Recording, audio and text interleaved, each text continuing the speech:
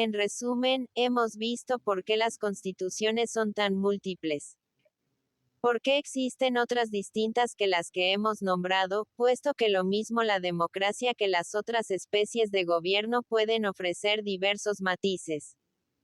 Enseguida hemos estudiado las diferencias que hay entre estas constituciones y las causas que las han producido. Y, en fin, hemos visto cuál era, en general, la forma política más perfecta y cuál era la mejor relativamente a los pueblos de cuya constitución se trate. Capítulo 11. Teoría de los tres poderes en cada especie de gobierno. Poder legislativo. Volvamos ahora al estudio de todos estos gobiernos en globo y uno por uno, remontándonos a los principios mismos en que descansan todos. En todo Estado hay tres partes de cuyos intereses debe el legislador, si es entendido, ocuparse ante todo, arreglándolos debidamente. Una vez bien organizadas estas tres partes, el Estado todo resultará bien organizado. Y los estados no pueden realmente diferenciarse sino en razón de la organización diferente de estos tres elementos. El primero de estos tres elementos es la Asamblea General, que delibera sobre los negocios públicos. El segundo, el cuerpo de magistrados, cuya naturaleza, atribuciones y modo de nombramiento es preciso fijar. Y el tercero, el cuerpo judicial. La Asamblea General decide soberanamente en cuanto a la paz y a la guerra, y a la celebración y ruptura de tratados. Hace las leyes, impone la pena de muerte, la de destierro y la confiscación, y toma cuentas a los magistrados. Aquí es preciso seguir necesariamente uno de estos dos caminos. O dejar las decisiones todas a todo el cuerpo político, o encomendarlas todas a una minoría, por ejemplo, a una o más magistraturas especiales. O distribuirlas, atribuyendo unas a todos los ciudadanos y otras a algunos solamente. 18. Montesquieu, al exponer esta teoría de los tres poderes, Lib. C. Cap. B. olvidó recordar que era de Aristóteles. B.S. El encomendarlas a la generalidad es propio del principio democrático, porque la democracia busca sobre todo este género de igualdad. Pero hay muchas maneras de admitir la universalidad de los ciudadanos al goce de los derechos que se refieren a la asamblea pública. Pueden, en primer lugar, deliberar por secciones, como en la República de Telecles de Mileto, y no en masa. Muchas veces todos los magistrados se reúnen para deliberar. Pero como son temporales sus cargos, todos los ciudadanos llegan a hacerlo cuando les llega su turno, hasta que todas las tribus y las fracciones más pequeñas de la ciudad los han desempeñado sucesivamente. El cuerpo todo de los ciudadanos se reúne entonces solo para sancionar las leyes, arreglar los negocios relativos al gobierno mismo y oír la promulgación de los decretos de los magistrados. En segundo lugar, aun admitiendo la reunión en masa, se la puede convocar solo cuando se trata de alguno de estos asuntos. De la elección de magistrados, de la sanción legislativa, de la paz o de la guerra, y de las cuentas públicas. Se deja entonces el resto de los negocios a las magistraturas especiales, cuyos miembros son, por otra parte, elegidos o designados por la suerte de entre la masa de los ciudadanos. Se puede, también, reservando a la Asamblea General la elección de los magistrados ordinarios, las cuentas públicas, la paz y las alianzas, dejar los demás negocios, para cuya resolución son indispensables luces y experiencia, a magistrados especialmente escogidos para conocer de ellos. Resta, por último, un cuarto modo, según el cual la Asamblea General tiene todas las atribuciones sin excepción, y los magistrados, no pudiendo decidir nada soberanamente, solo tienen la iniciativa de las leyes.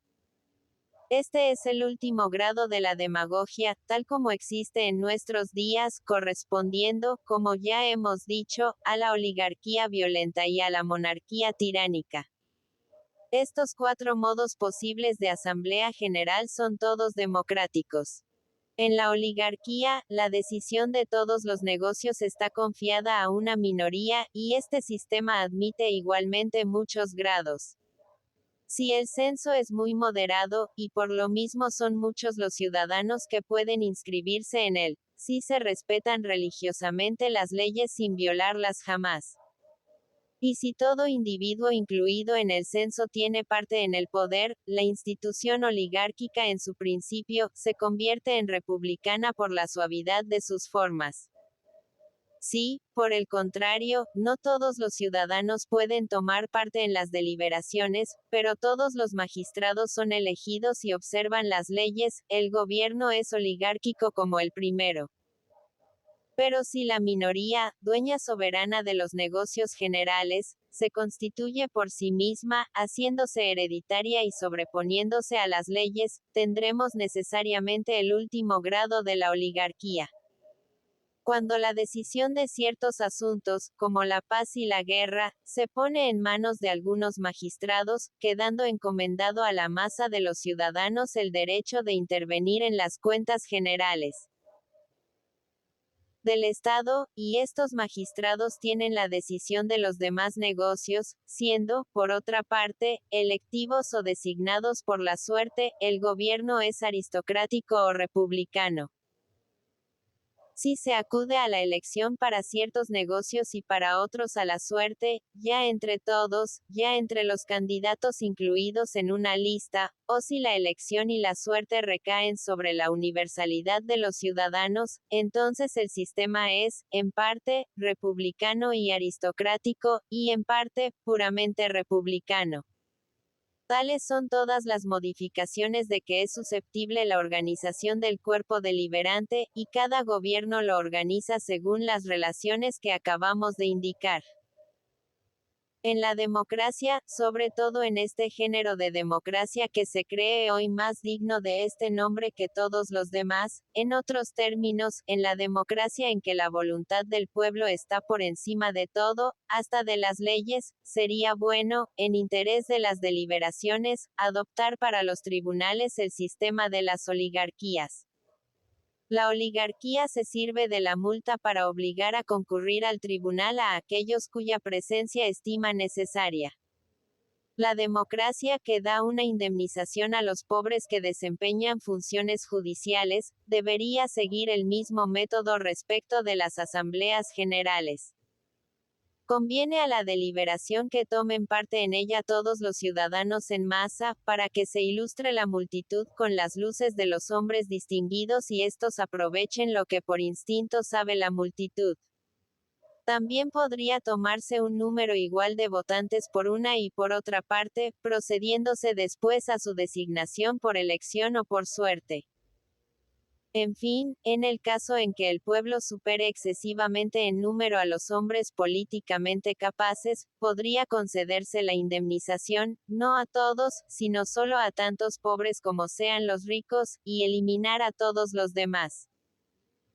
En el sistema oligárquico es preciso, o escoger desde luego algunos individuos de entre la generalidad, o constituir una magistratura, que por cierto existe ya en algunos estados, y cuyos miembros se llaman comisarios o guardadores de las leyes. La asamblea pública en este caso solo se ocupa de los asuntos preparados por estos magistrados. Este es un medio de dar a las masas voz deliberativa en los negocios, sin que puedan atentar en lo más mínimo a la Constitución. También es posible conceder al pueblo únicamente el derecho de sancionar las disposiciones que se le presenten, sin que pueda decidir nunca en sentido contrario. Por último, se puede conceder a las masas voz consultiva, dejando la decisión suprema a los magistrados. En cuanto a las condenaciones, es preciso tomar un camino opuesto al adoptado al presente en las repúblicas. La decisión del pueblo debe ser soberana cuando absuelve y no cuando condena, debiendo recurrirse en este último caso a los magistrados. El sistema actual es detestable. La minoría puede soberanamente absolver, pero cuando condena, abdica de su soberanía y tiene siempre cuidado de someter el fallo al juicio del pueblo entero. No diré más respecto del cuerpo deliberante, es decir, del verdadero soberano del Estado. Capítulo 12. Del Poder Ejecutivo.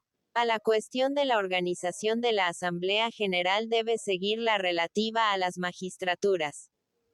Este segundo elemento de gobierno no presenta menos variedad que el primero desde el punto de vista del número de sus miembros, de su extensión y de su duración.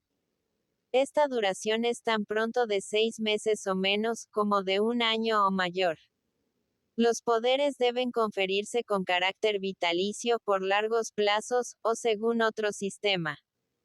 Es preciso que un mismo individuo pueda ser reelegido muchas veces, o podrá serlo solo una vez, quedando para siempre incapacitado para optar a él. Y en cuanto a la composición de las magistraturas, ¿de qué miembros se han de componer? ¿Quién los nombrará? ¿En qué forma se han de designar? Es preciso conocer todas las soluciones posibles de estas diversas cuestiones, y aplicarlas enseguida según el principio y la utilidad de los diferentes gobiernos. Por lo pronto, es difícil precisar lo que debe entenderse por magistraturas. La asociación política exige muchas clases de funcionarios, y sería un error considerar como verdaderos magistrados a todos aquellos que obtienen este o aquel poder, ya sea por elección, ya por la suerte. Los pontífices, por ejemplo, no son una cosa distinta de los magistrados políticos. Los directores de orquestas, los heraldos, los embajadores, no son también funcionarios electivos.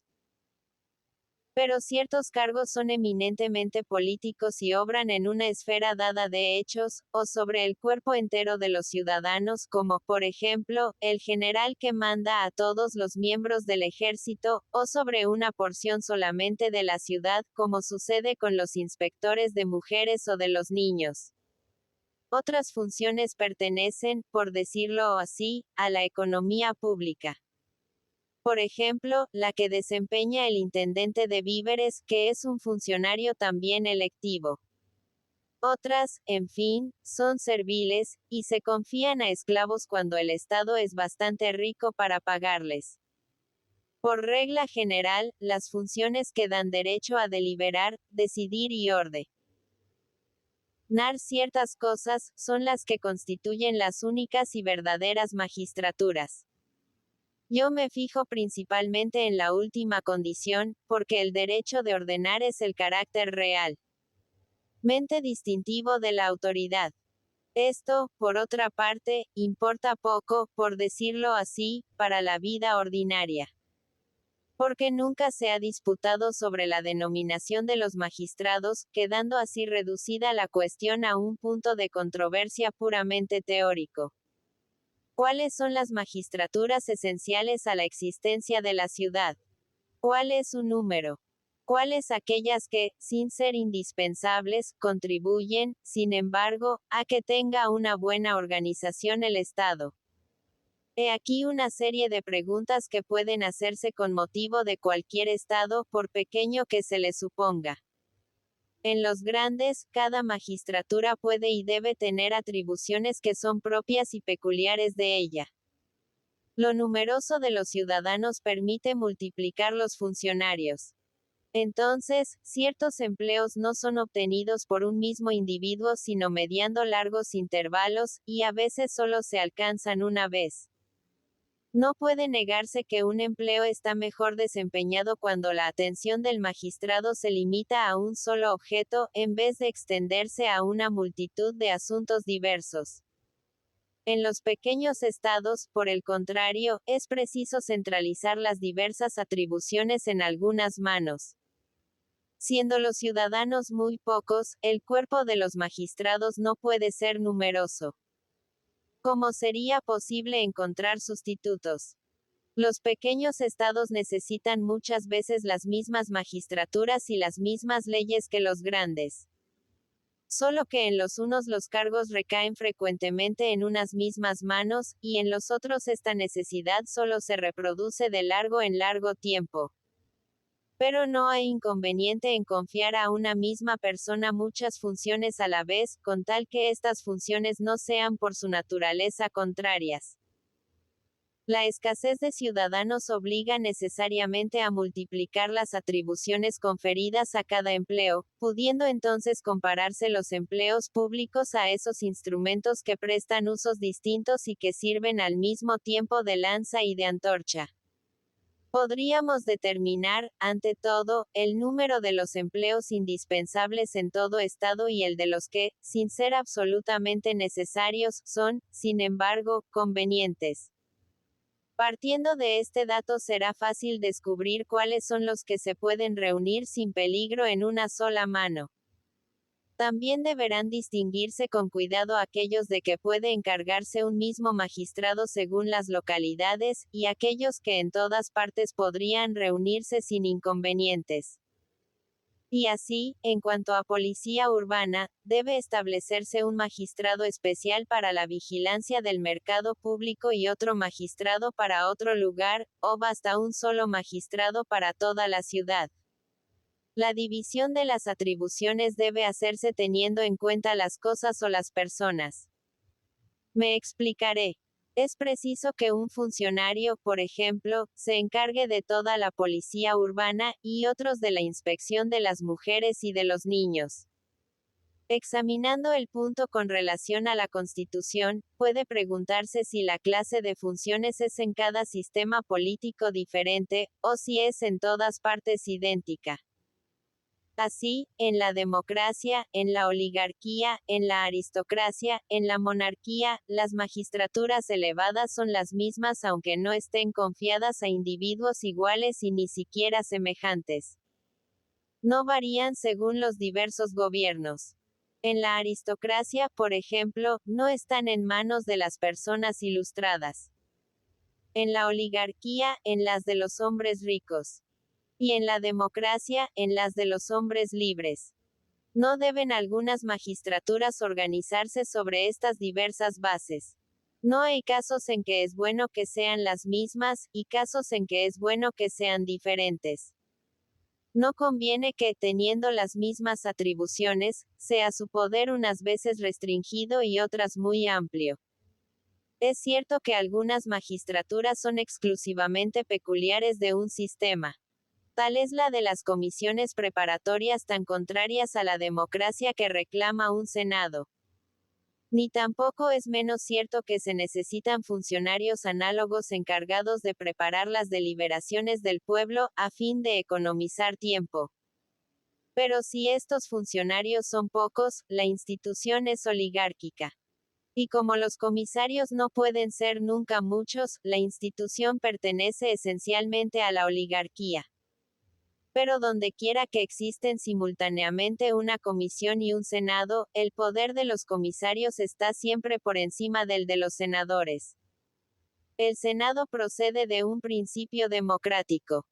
La comisión, de un principio oligárquico. El poder del Senado queda también reducido a la nulidad en aquellas democracias en que el pueblo se reúne en masa para decidir por sí mismo todos los negocios. El pueblo toma ordinariamente este cuidado cuando es rico, o cuando con una indemnización se retribuye su presencia en la Asamblea General.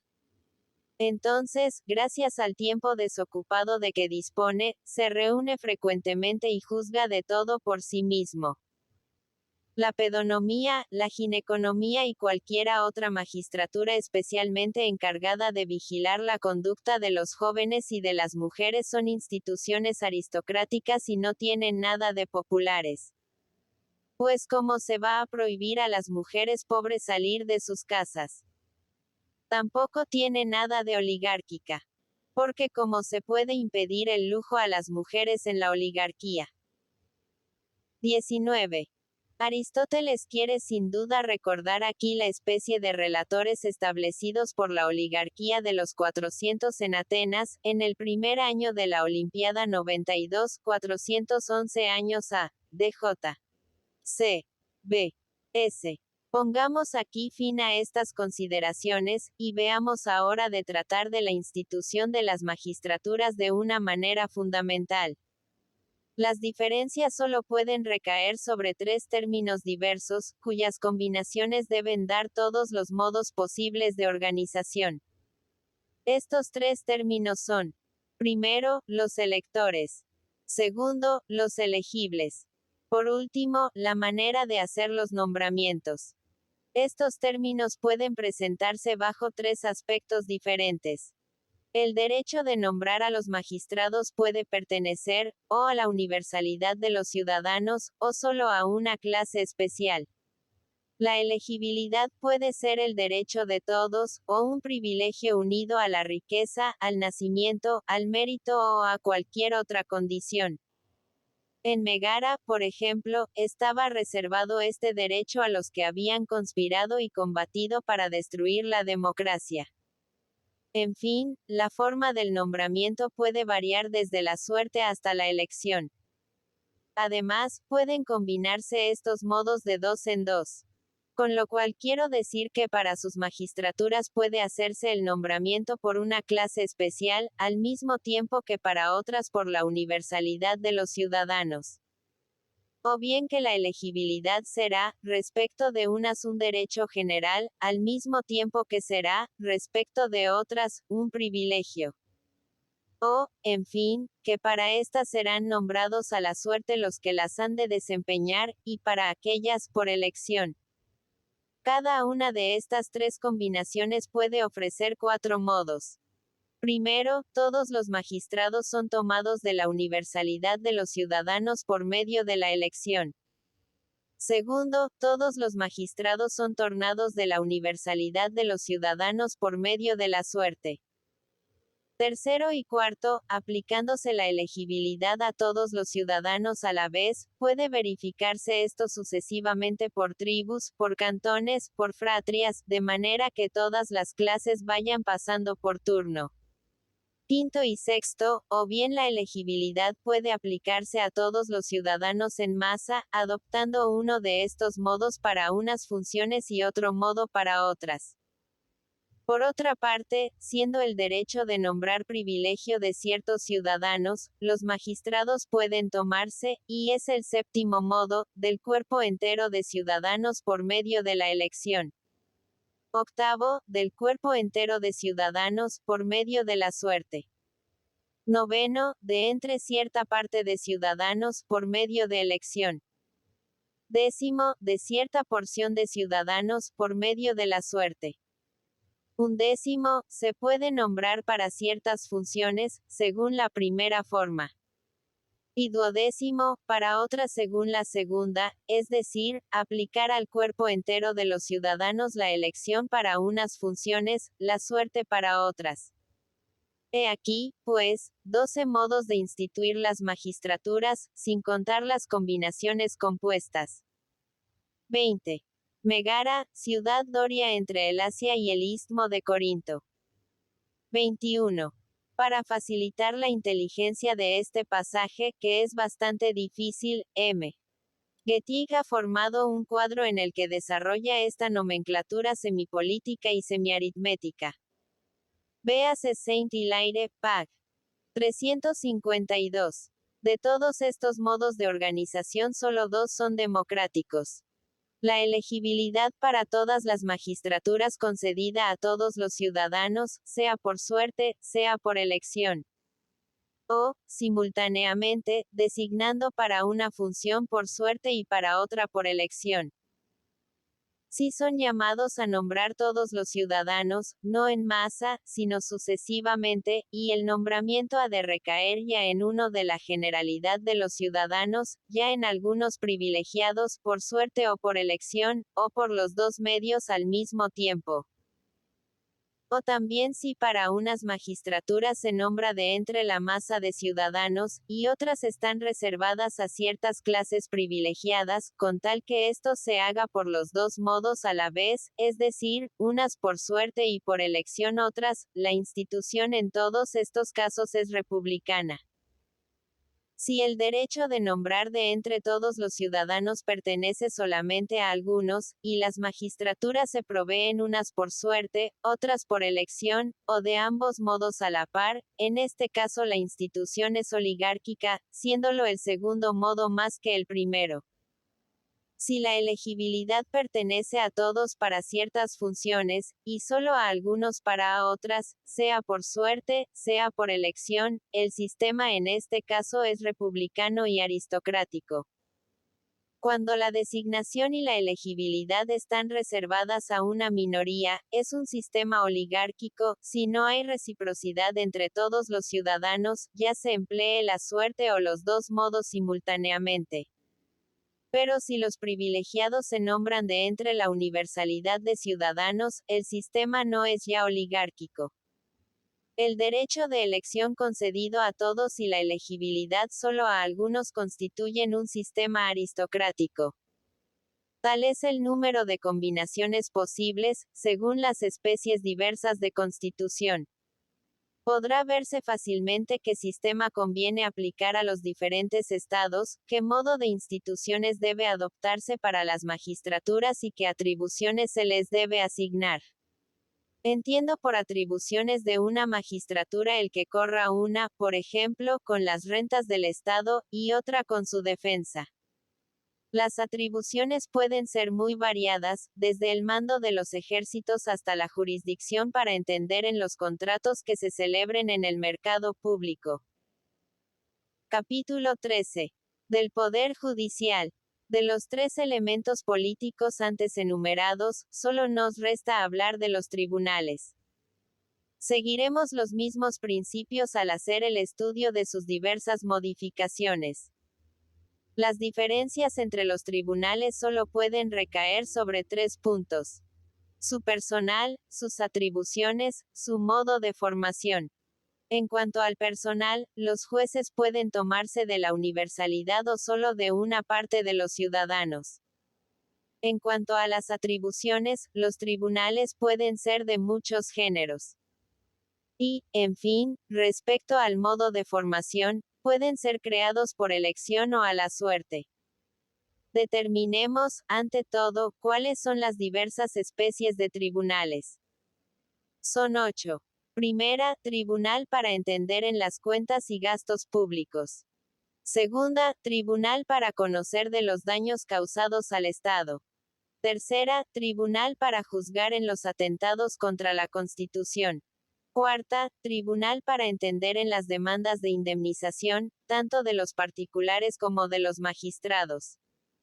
Quinta, tribunal que ha de conocer en las causas civiles más importantes. Sexta, tribunal para las causas de homicidio. Séptima, tribunal para los extranjeros. El tribunal que entiende en las causas de homicidio puede subdividirse, según que unos mismos jueces o jueces diferentes conozcan del homicidio premeditado o involuntario, según que el hecho es o no confesado, aunque haya dudas sobre el derecho del acusado. En el tribunal criminal puede admitirse una cuarta subdivisión para los homicidas que vengan a purgar su contumacia. Tal es, por ejemplo, en Atenas el Tribunal de los Pozos. Por lo demás, estos casos judiciales se presentan muy raras veces, hasta en los estados muy grandes. El Tribunal de los Extranjeros puede dividirse según que conoce de las causas entre extranjeros y nacionales. En fin, la octava y última especie de tribunal entenderá en todas las causas de menor cuantía, cuyo valor sea de 1 a 5 dracmas o poco más.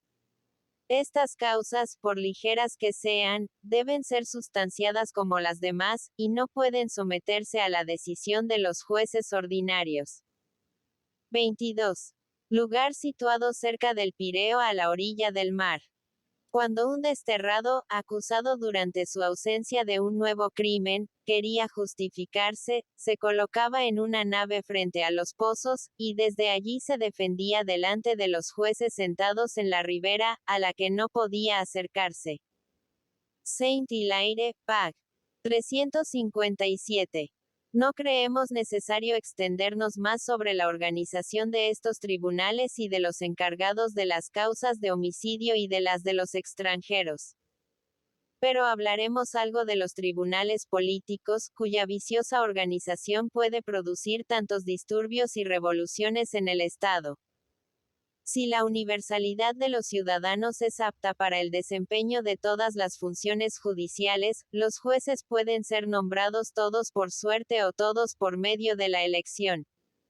Si está limitada su aptitud a algunas jurisdicciones especiales, los jueces pueden ser nombrados unos por suerte y otros por elección. Además de estos 4 modos de formación, en los que figura todo el cuerpo de ciudadanos, hay igualmente otros 4 para el caso en que la entrada en el tribunal sea el privilegio de una minoría. La minoría, que conoce de todas las causas, puede ser igualmente nombrada por elección o por suerte, o también puede, a la vez, proceder de la suerte respecto de unos asuntos y de la elección respecto de otros. En fin, algunos tribunales, aun teniendo atribuciones en todo semejantes, pueden formarse unos por suerte y otros por elección. Tales son los 4 nuevos modos que corresponden a los que acabamos de indicar. Aún pueden combinarse de 2 en 2 estas diversas hipótesis. Por ejemplo, los jueces para ciertas causas pueden tomarse de la masa de los ciudadanos, y los jueces para otras pueden tomarse de determinadas clases, o bien pueden tomarse de ambos modos a la vez, componiéndose los miembros de un mismo tribunal, de modo que salgan unos de la masa, otros de las clases privilegiadas, ya por suerte, ya por elección, o ya por ambos modos simultáneamente. He aquí todas las modificaciones de que es susceptible la organización judicial. Las primeras son democráticas, porque todas ellas conceden la jurisdicción general a la universalidad de los ciudadanos. Las segundas son oligárquicas, porque limitan la jurisdicción general a ciertas clases de ciudadanos. Y las terceras, por último, son aristocráticas y republicanas, porque admiten a la vez a la generalidad y a una minoría privilegiada. Libro séptimo. De la organización del poder en la democracia y en la oligarquía. Capítulo 1. De la organización del poder en la democracia. Hemos enumerado los diversos aspectos bajo los cuales se presentan en el Estado la Asamblea Deliberante, o sea el soberano, las magistraturas y los tribunales.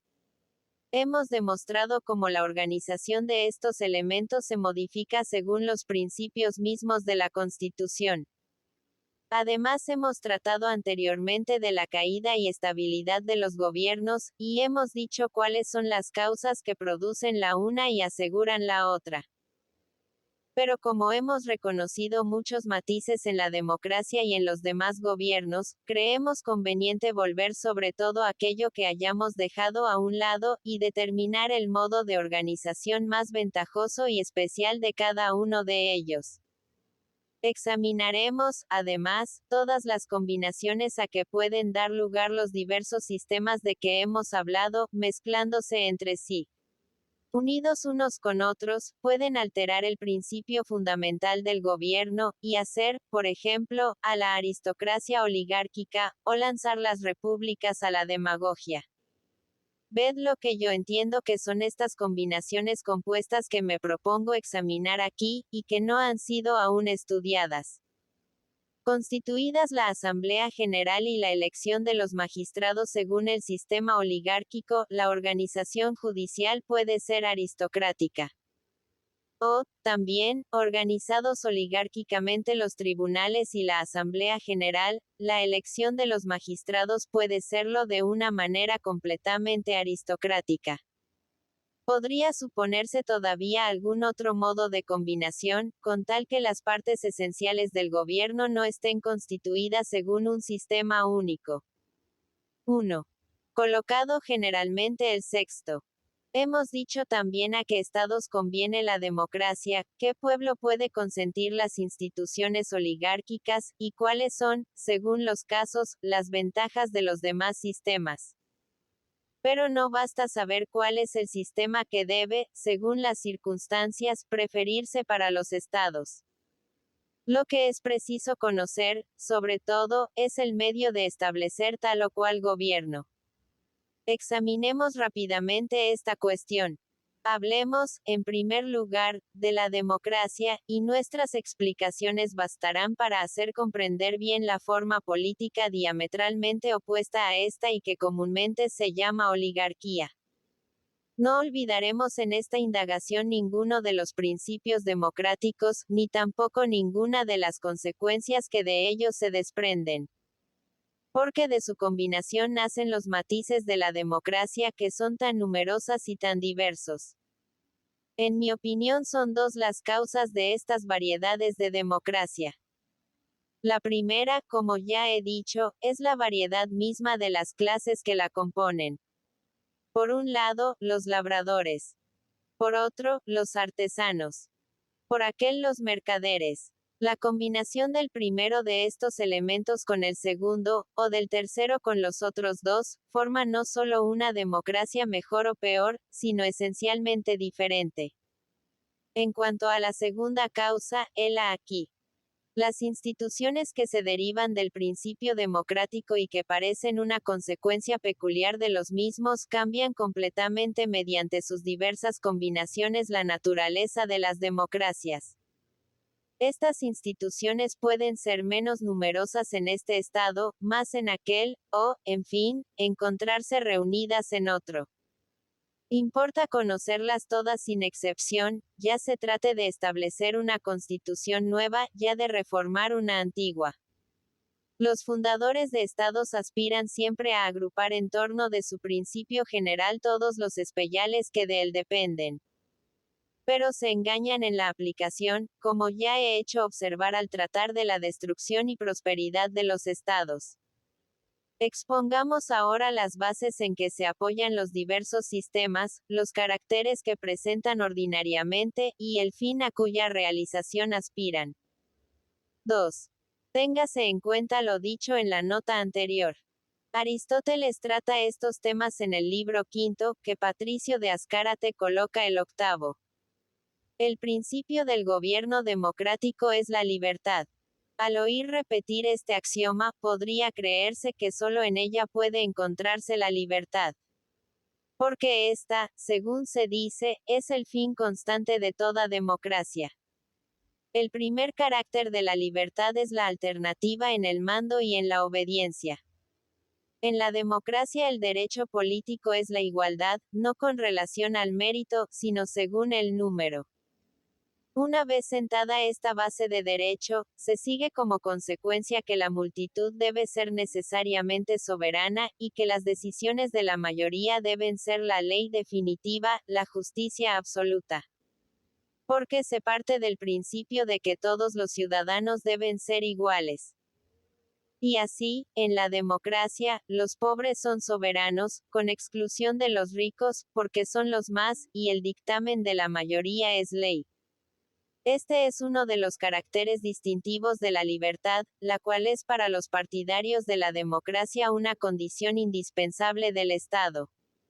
Su segundo carácter es la facultad que tiene cada uno de vivir como le agrade, porque, como suele decirse, esto es lo propio de la libertad, como lo es de la esclavitud el no tener libre albedrío. Tal es el segundo carácter de la libertad democrática. Resulta de esto que en la democracia el ciudadano no está obligado a obedecer a cualquiera. O si obedece esa condición de mandar él a su vez. Y he aquí cómo en este sistema se concilia la libertad con la igualdad. Estando el poder en la democracia sometido a estas necesidades, las únicas combinaciones de que es susceptible son las siguientes. Todos los ciudadanos deben ser electores y elegibles. Todos deben mandar a cada uno y cada uno a todos, alternativamente. Todos los cargos deben proveerse por suerte, por lo menos todos aquellos que no exigen experiencia o talentos especiales. No debe exigirse ninguna condición de riqueza, y si la hay ha de ser muy moderada. Nadie debe ejercer dos veces el mismo cargo, o por lo menos muy rara vez, y solo los menos importantes, exceptuando, sin embargo, las funciones militares. Los empleos deben ser de corta duración, si no todos, por lo menos todos aquellos a que se puede imponer esta condición. Todos los ciudadanos deben ser jueces en todos, o por lo menos en casi todos los asuntos, en los más interesantes y más graves, como las cuentas del Estado y los negocios puramente políticos. Y también en los convenios particulares. La Asamblea General debe ser soberana en todas las materias, o por lo menos en las principales, y se debe quitar todo poder a las magistraturas secundarias, dejándoselo solo en cosas insignificantes. El Senado es una institución muy democrática allí donde la universalidad de los ciudadanos no puede recibir del Tesoro Público una indemnización por su asistencia a las asambleas. Pero donde se da este salario el poder del Senado queda reducido a la nulidad. El pueblo, una vez rico, merced al salario que le da la ley, todo lo quiere abocar así, como queda dicho en la parte de este tratado que precede inmediatamente a esta. Pero, previamente, es preciso hacer, ante todo, que todos los empleos sean retribuidos. Asamblea General, tribunales, magistraturas inferiores. O, por lo menos, es preciso retribuir a los magistrados, jueces, senadores, miembros de la Asamblea y funcionarios que están obligados a comer en común. Si los caracteres de la oligarquía son el nacimiento ilustre, la riqueza y la instrucción, los de la democracia serán el nacimiento humilde, la pobreza, el ejercicio de un oficio. Es preciso cuidarse mucho de no crear ningún cargo vitalicio. Y si alguna magistratura antigua ha conservado este privilegio en medio de la revolución democrática, es preciso limitar sus poderes y conferirla por suerte en lugar de hacerlo por elección. Tales son las instituciones comunes a todas las democracias. Se desprenden directamente del principio que se considera como democrático, es decir, de la igualdad perfecta de todos los ciudadanos, sin que haya entre ellos otra diferencia que la del número, condición que parece esencial a la democracia y querida a la multitud. La igualdad pide que los pobres no tengan más poder que los ricos, que no sean ellos los únicos soberanos, sino que lo sean todos en la proporción misma de su número.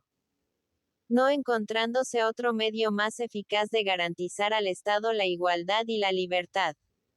Aquí puede preguntarse aún cuál será esta igualdad. Es preciso distribuir los ciudadanos de manera que la renta que posean 1000 de entre ellos sea igual a la que tengan otros 500 distintos, y conceder entonces a la suma de los primeros tantos derechos como a los segundos. O, en otro caso, si se desecha esta especie de igualdad, se debe tomar de entre los 500 de una parte y los 1000 de la otra un número igual de ciudadanos, los cuales tendrán el derecho de elegir los magistrados y de asistir a los tribunales. ¿Es este el sistema más equitativo, conforme al derecho democrático, o es preciso dar la preferencia al que no tiene absolutamente en cuenta otra cosa que el número? Al decir de los partidarios de la democracia, la justicia está únicamente en la decisión de la mayoría. Y si nos atenemos a lo que dicen los partidarios de la oligarquía, la justicia está en la decisión de los ricos, porque a sus ojos la riqueza es la única base racional en política. De una y otra parte veo siempre la desigualdad y la injusticia. Los principios oligárquicos conducen derechamente a la tiranía. Porque si un individuo es más rico por sí solo que todos los demás ricos juntos, es preciso, conforme a las máximas del derecho oligárquico, que este individuo sea soberano, porque solamente él tiene el derecho de serlo. Los principios democráticos conducen derechamente a la injusticia. Porque la mayoría, soberana a causa del número, se repartirá bien pronto los bienes de los ricos, como he dicho en otro lugar. Para encontrar una igualdad que uno y otro partido puedan admitir, es preciso buscarla en el principio mismo en que ambos fundan su derecho político, pues que por una y otra parte se sostiene que la voluntad de la mayoría debe ser soberana. Admito este principio, pero le pongo una limitación. El Estado se compone de dos partes, los ricos y los pobres. Pues que la decisión de unos y de otros, es decir, de las dos mayorías sea ley. Si hay disentimiento, que prevalezca el dictamen de los que sean más numerosos o de aquellos que tengan más renta. Supongamos que son 10 los ricos y 20 los pobres. Que 6 ricos piensan de una manera y 15 pobres de otra, y que se unen los 4 ricos, que disienten, a los 15 pobres, y los 5 pobres que quedan a los 6 ricos. Pues bien, digo yo que debe prevalecer el dictamen de aquellos cuya renta acumulada, la de los pobres y la de los ricos, sea mayor. Si la renta es igual por ambos lados, el caso no es más embarazoso que el que ocurre hoy cuando se dividen por igual los votos en la asamblea pública o en el tribunal. Entonces se deja que decida la suerte, o se apela a cualquier otro expediente del mismo género.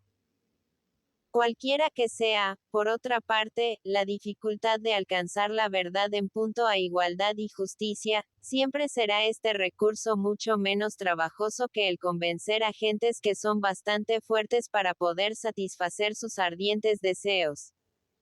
La debilidad reclama siempre igualdad y justicia. La fuerza no se cuida para nada de esto. Capítulo 2. Organización del poder en la democracia. Continuación. De las 4 formas de democracia que hemos reconocido, la mejor es la que he puesto en primer lugar en las consideraciones que acabo de presentar. Y es también la más antigua de todas. Digo que es la primera, atendiendo a la división que he indicado en las clases del pueblo. La clase más propia para el sistema democrático es la de los labradores. Y así la democracia se establece sin dificultad donde quiera que la mayoría vive de la agricultura y de la cría de ganados. Como no es muy rica, trabaja incesantemente y no puede reunirse sino raras veces. Y como además no posee lo necesario, se dedica a los trabajos que le proporcionan el alimento, y no envidia otros bienes que estos. Trabajar vale más que gobernar y mandar allí donde el gobierno y el mando no proporcionan grandes provechos. Porque los hombres, en general, prefieren el dinero a los honores. Prueba de ello es que antiguamente nuestros mayores soportaron la tiranía que sobre ellos pesaba, y hoy mismo se sufren sin murmurar las oligarquías existentes, con tal que cada cual pueda entregarse libremente al cuidado de sus intereses sin temor a las expoliaciones. Entonces se hace rápidamente fortuna, o por lo menos se evita la miseria. Muchas veces se ve que el simple derecho de elegir los magistrados y de intervenir en las cuentas basta para satisfacer la ambición de los que pueden tenerla, puesto que en más de una democracia, la mayoría, sin tomar parte en la elección de los jefes y dejando el ejercicio de este derecho a algunos electores tomados sucesivamente en la masa de ciudadanos, como se hace en Mantinea, la mayoría, digo, se muestra satisfecha porque es soberana respecto de las deliberaciones. Preciso es reconocer que esta es una especie de democracia y Mantinea era en otro tiempo un estado realmente democrático.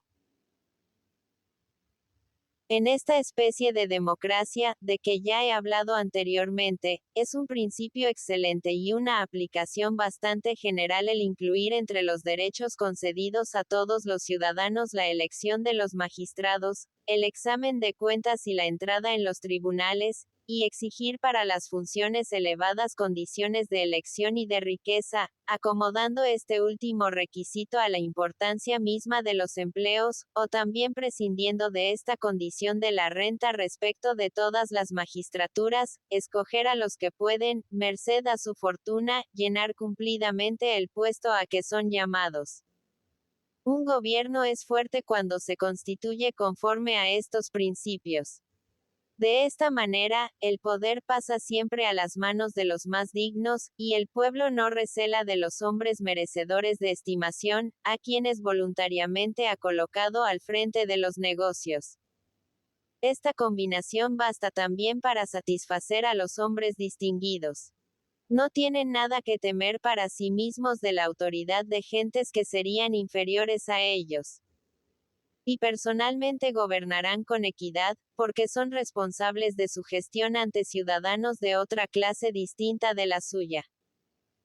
Siempre es bueno para el hombre que haya alguno que le tenga a raya y que no le permita dejarse llevar de todos sus caprichos, porque la independencia ilimitada de la voluntad individual no puede ser una barrera contra los vicios que cada uno de nosotros lleva en su seno.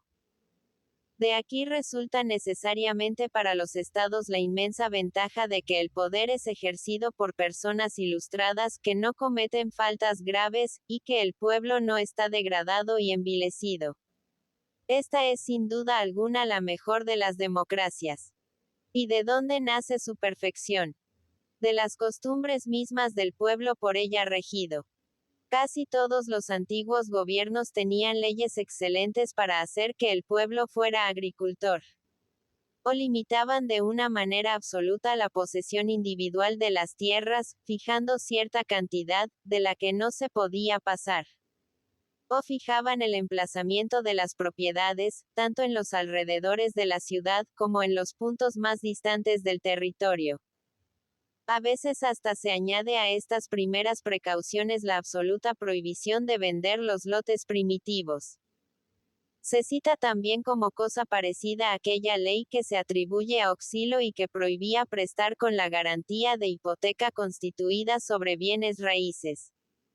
Si hoy se intentara reformar muchos abusos, se podría recurrir a la ley de los afiteos, que tendría excelente aplicación al caso que nos ocupa. Aunque la población de este estado es muy numerosa y su territorio poco extenso, sin embargo, todos los ciudadanos sin excepción cultivan en ella un rincón de tierra. Se tiene cuidado de no someter al impuesto más que una parte de las propiedades. Y las heredades son siempre bastante grandes para que la renta de los más pobres exceda de la cuota legal. 3.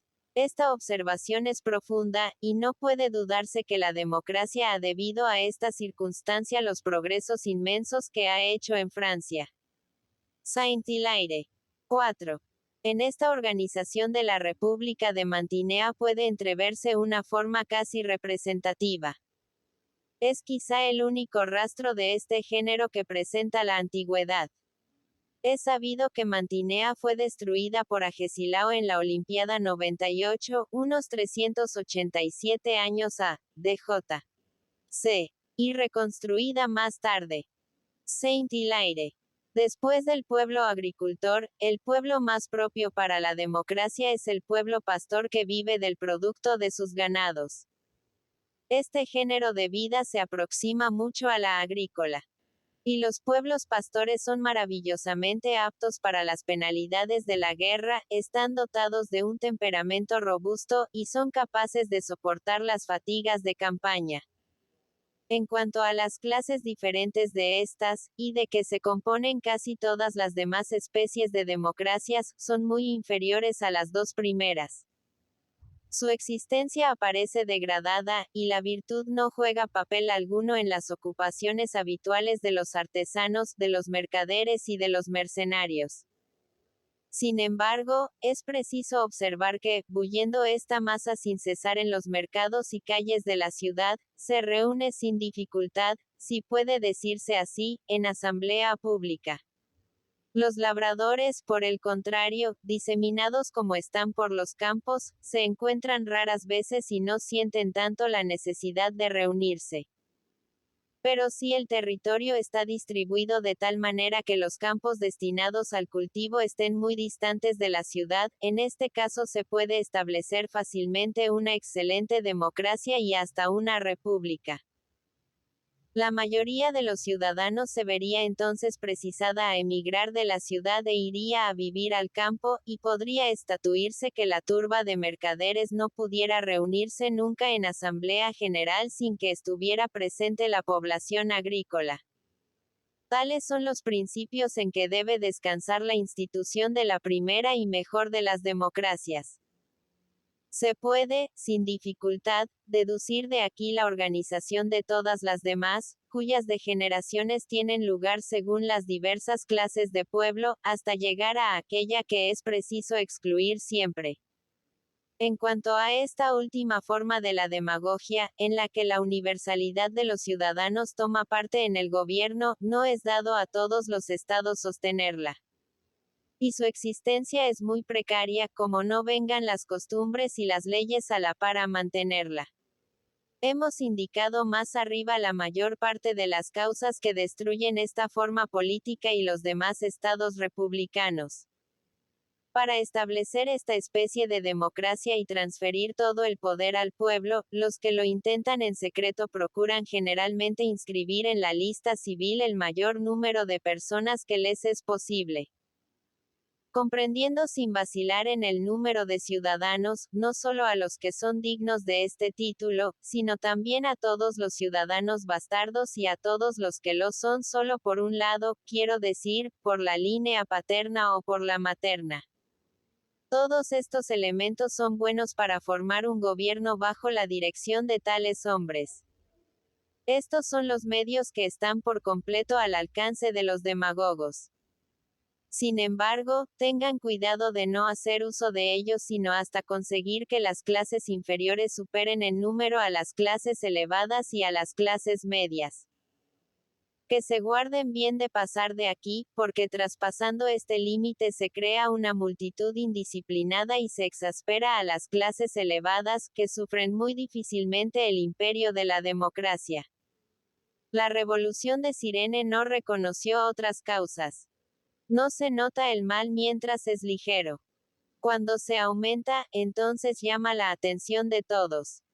Consultando el interés de esta democracia, se pueden emplear los medios de que se valió Clístenes en Atenas para fundar el poder popular, y que aplicaron igualmente los demócratas de Cirene. Es preciso crear gran número de nuevas tribus, de nuevas fratrias, es preciso sustituir los sacrificios particulares con fiestas religiosas poco frecuentes, pero públicas. Es preciso, en fin, amalgamar cuanto sea posible las relaciones de unos ciudadanos con otros, teniendo cuidado de deshacer todas las asociaciones anteriores. Todas las arterias de los tiranos pueden tener cabida en esta democracia. Por ejemplo, la desobediencia permitida a los esclavos, cosa útil hasta cierto punto, y la licencia de las mujeres y de los jóvenes. Además, se concederá a cada cual la facultad de vivir como le acomode. Con esta condición, serán muchos los que quieran sostener un gobierno semejante, porque los hombres, en general, prefieren una vida sin orden ni disciplina a una vida ordenada y regular. Capítulo 3. Continuación de lo relativo a la organización del poder en la democracia. No es para el legislador y para los que quieren fundar un gobierno democrático la única ni la mayor dificultad la de instituir o crear el gobierno. Lo es mucho mayor el saber hacerlo duradero. Un gobierno, cualquiera que él sea, puede muy bien durar 2 o 3 días. Pero estudiando, como lo hicimos antes, las causas de la prosperidad y de la ruina de los estados se pueden deducir de este examen garantías de estabilidad política, descartando con cuidado todos los elementos de disolución, y dictando leyes formales o tácitas que encierren todos los principios en que descansa la duración de los estados. Es preciso, además, guardarse bien de tomar por democrático u oligárquico todo lo que fortifique en el gobierno el principio de la democracia o el de la oligarquía, debiendo fijarse más en lo que contribuya a que el Estado tenga la mayor duración posible. Hoy los demagogos, para complacer al pueblo, hacen que los tribunales acuerden confiscaciones enormes. Cuando se tiene amor al Estado que uno rige, se adopta un sistema completamente opuesto, haciendo que la ley disponga que los bienes de los condenados por crímenes de alta traición no pasen al tesoro público, sino que se consagren a los dioses. Este es el medio de corregir a los culpables, que no resultan de este modo menos castigados, y de impedir al mismo tiempo que la multitud, que nada debe ganar en estos casos, condene tan frecuentemente a los acusados sometidos a su jurisdicción. Es necesario, además, evitar la multiplicidad de estos juicios públicos imponiendo fuertes multas a los autores de falsas acusaciones, porque ordinariamente los acusadores atacan más bien a la clase distinguida, que a la gente del pueblo. Es preciso que todos los ciudadanos sean tan adictos como sea posible a la Constitución, o, por lo menos, que no miren como enemigos a los mismos soberanos del Estado. Las especies más viciosas de la democracia existen, en general, en los estados muy populosos, en los cuales es difícil reunir asambleas públicas sin pagar a los que a ellas concurren. Además, las clases altas temen esta necesidad cuando el Estado no tiene rentas propias. Porque en tal caso es preciso procurarse recursos, sea por medio de contribuciones especiales, sea por confiscaciones que acuerdan tribunales corruptos. Pues bien, todas estas son causas de perdición en muchas democracias. Allí donde el Estado no tiene rentas es preciso que las asambleas públicas se reúnan raras veces, y los miembros de los tribunales sean muy numerosos, pero congregándose para administrar justicia muy pocos días. Este sistema tiene dos ventajas. Primera, que los ricos no tendrán que temer grandes gastos, aun cuando no sea a ellos y sí solo a los pobres a quienes haya de darse el salario judicial. Y segunda, que así la justicia será mejor administrada, porque los ricos nunca gustan de abandonar sus negocios por muchos días, y solo se avienen a dejarlos por algunos instantes. Si el Estado es opulento, es preciso guardarse de imitar a los demagogos de nuestro tiempo. Reparten al pueblo todo el sobrante de los ingresos y toman parte como los demás en la repartición. Pero las necesidades continúan siendo siempre las mismas, porque socorrer de este modo a la pobreza es querer llenar un tonel sin fondo. El amigo sincero del pueblo tratará de evitar que éste caiga en la extrema miseria, que pervierte siempre a la democracia, y pondrá el mayor cuidado en hacer que el bienestar sea permanente. Es bueno, hasta en interés de los ricos, acumular los sobrantes de las rentas públicas para repartirlos de una sola vez entre los pobres, sobre todo si las porciones individuales que se habrán de distribuir bastan para la compra de una pequeña finca o, por lo menos, para el establecimiento de un comercio o de una explotación agrícola. Si no pueden alcanzar a la vez a todas estas distribuciones, se procederá por tribus o conforme a cualquier otra división. Los ricos deben necesariamente en este caso contribuir al sostenimiento de las cargas precisas del Estado. Pero que se renuncie a exigir de ellos gastos que no reportan utilidad. El gobierno de Cartago ha sabido siempre, empleando medios análogos, ganarse el afecto del pueblo. Así envía constantemente a algunos a las colonias a que se enriquezcan. Las clases elevadas, si son hábiles e inteligentes, procurarán ayudar a los pobres y facilitarles siempre el trabajo, procurándoles recursos. Harán bien, asimismo, estas clases en imitar al gobierno de Tarento. Al conceder a los pobres el uso común de las propiedades, se ha granjeado este gobierno el cariño de la multitud. Por otra parte, ha hecho que fueran dobles todos los empleos, dejando uno a la elección y otro a la suerte, valiéndose de la suerte para que el pueblo pueda obtener los cargos públicos, y de la elección para que estos sean bien desempeñados. También se puede obtener el mismo resultado haciendo que los miembros de una misma magistratura sean designados los unos por la suerte y los otros por la elección. Tales son los principios que es preciso tener en cuenta en el planteamiento de la democracia. Capítulo 4. De la organización del poder en las oligarquías. Puede fácilmente verse, una vez conocidos los principios que preceden, cuáles son los de la institución oligárquica. Para cada especie de oligarquía será preciso tomar lo opuesto a lo concerniente a la especie de democracia que corresponde a aquella. Esto es, sobre todo, aplicable a la primera y mejor combinada de las oligarquías, la cual se aproxima mucho a la república propiamente dicha. El censo debe ser vario, más alto para unos, más bajo para otros. Más moderado para las magistraturas vulgares y de utilidad indispensable.